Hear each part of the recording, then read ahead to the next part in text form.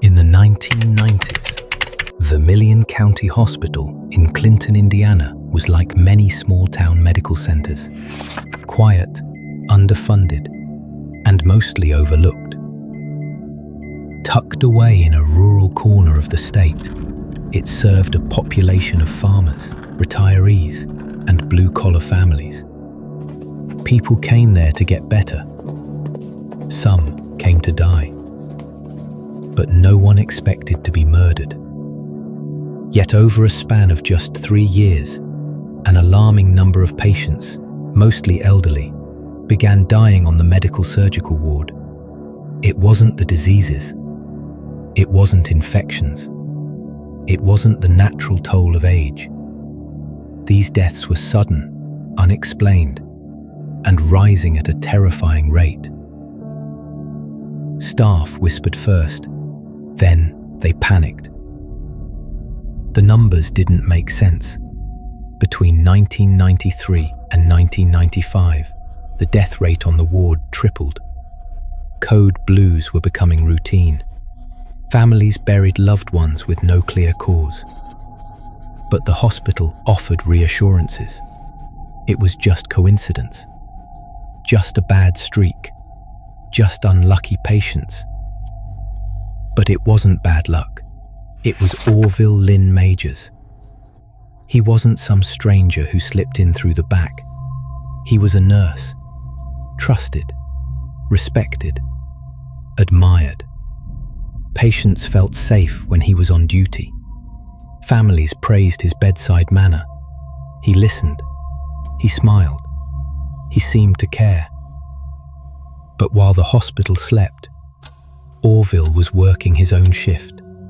A shift of silence, of precision, of death. The man in the white coat wasn't just treating patients. He was choosing them, ending them, quietly, efficiently, without a trace. And the scariest part? No one noticed. Because he looked like a hero. Orville Lynn Majors wasn't what most people imagined when they thought of evil. He had a warm smile, a calm voice, and a comforting presence that made people feel safe, especially the elderly patients who filled the halls of the Vermillion County Hospital. He was born in 1961 in Linton, Indiana, raised on a farm, clean-cut, well-mannered. His upbringing was quiet, uneventful, the kind that builds trust in small-town America. He trained as a licensed practical nurse and returned home to care for his ailing grandmother. That act alone earned him a reputation for kindness, for loyalty, for having a big heart. In 1993, when he was hired full-time at the Vermillion County Hospital, the staff welcomed him with open arms. He was dependable, fast, always willing to pick up extra shifts. Doctors liked him. Nurses liked him. Patients loved him. Some even requested him by name. He didn't just administer medication. He brought a sense of calm to the room. He joked with patients. He rubbed their backs. He held their hands during the night. For many, he was the only familiar face in their final days. But what no one realized was that Lynn Majors had developed a God complex, one subtle enough to hide behind kindness, one deadly enough to kill dozens. He told co-workers he hated seeing patients suffer, said death was often a mercy. He believed some people just didn't deserve to keep living if they were in pain, or if they were wasting hospital resources. And at some point, quietly, deliberately, he started taking that decision into his own hands. He had access, he had opportunity, and he had the perfect weapon. Drugs that didn't scream murder. Potassium chloride, epinephrine, pavulon, substances used to save lives, or take them, depending on the dose. By 1994, deaths on Majors' floor began to spike. Patients would be stable during rounds, only to code moments after he entered the room. He always responded first, always tried to save them, but it was all theatre.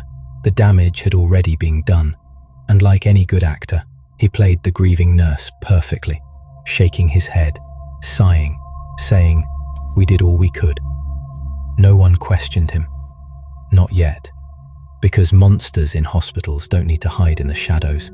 They wear scrubs, they follow protocols, they smile, and sometimes they hold the syringe. At first, no one dared to question it. Patients die in hospitals. That's what people told themselves.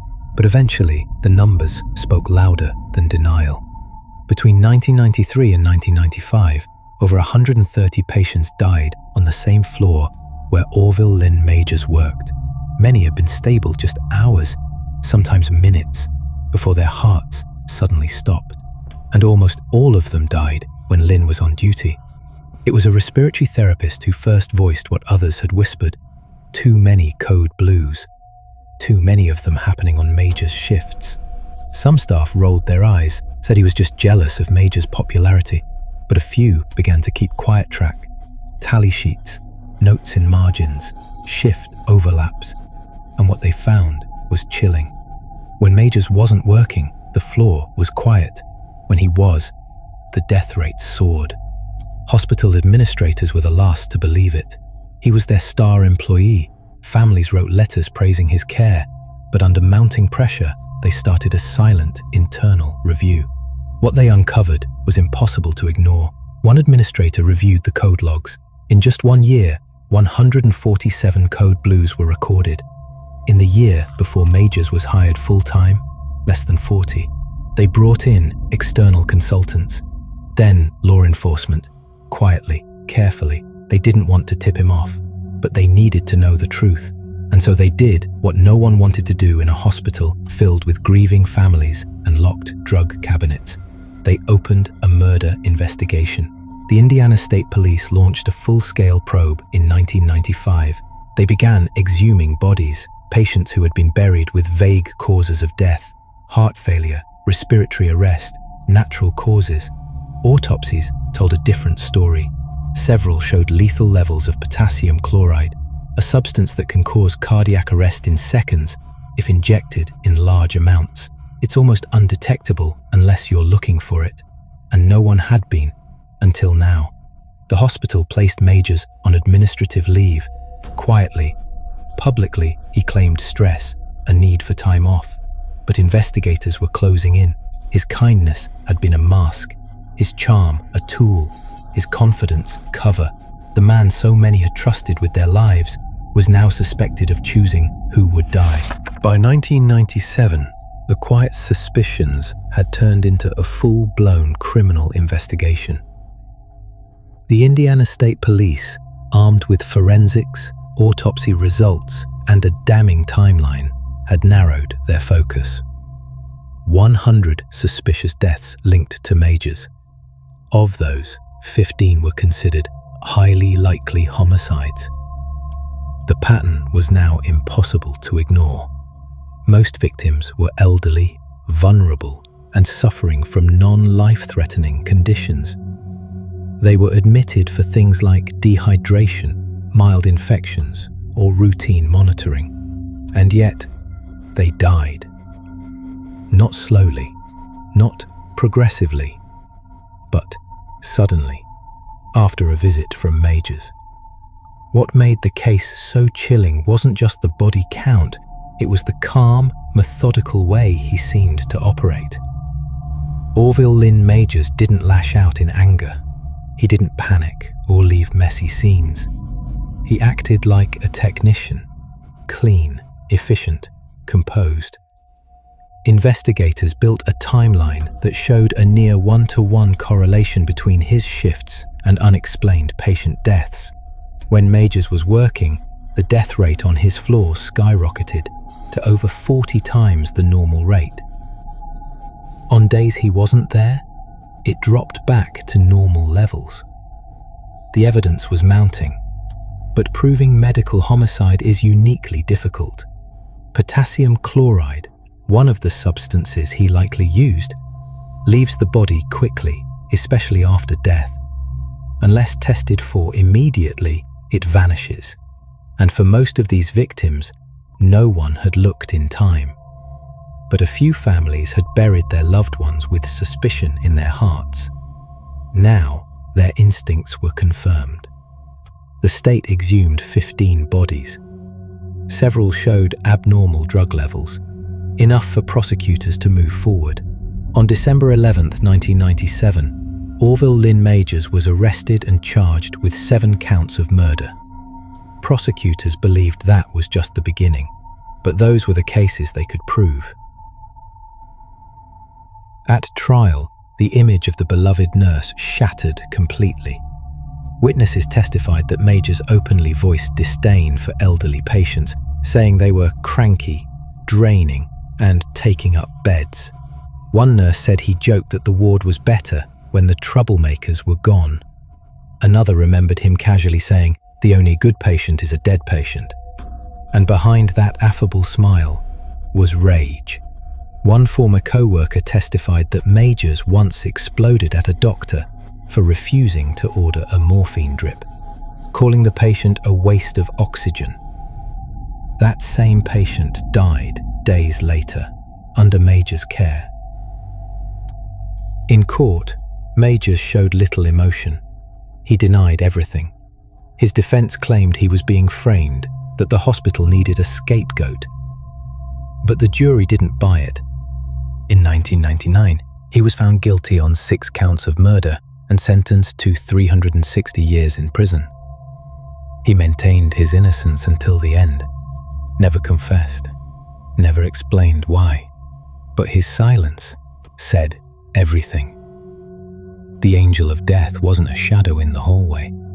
He was the man standing at the bedside, smiling as the monitors went flat.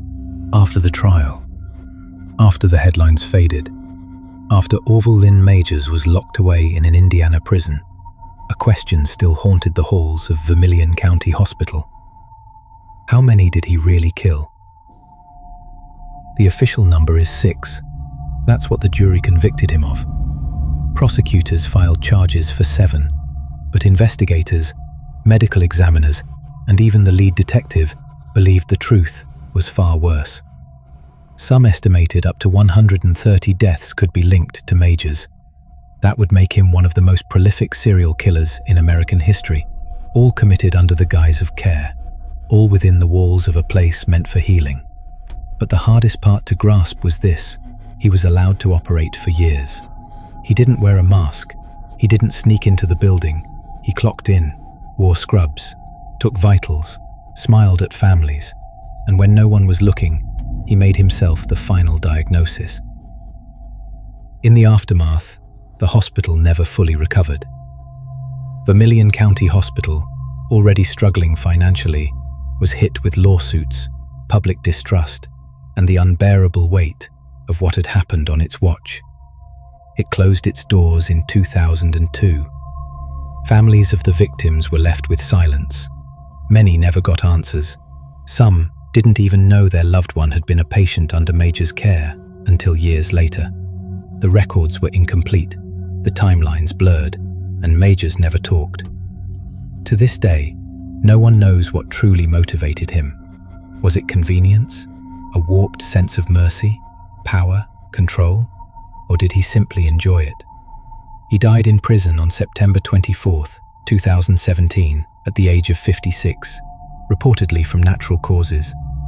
There was no final confession, no last words, no apology, just a quiet, lonely death behind cold concrete walls. And perhaps, in the end, that's what makes this case so terrifying. Because the monster wasn't born in violence or rage. He didn't burst onto the scene like a storm.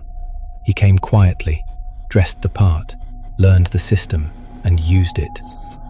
Orville Lynn Majors was not the face of madness. He was the face of trust. And he used that trust to play God. So the next time you walk into a hospital and see the kind nurse, the smiling face, the gentle touch, remember this story. And remember that sometimes the most dangerous people are the ones who know how to hide in plain sight. Thanks for watching. If this story chilled you, Don't forget to like and subscribe for more true crime cases that expose the darkness hiding behind ordinary lives. Until next time, stay safe, stay aware.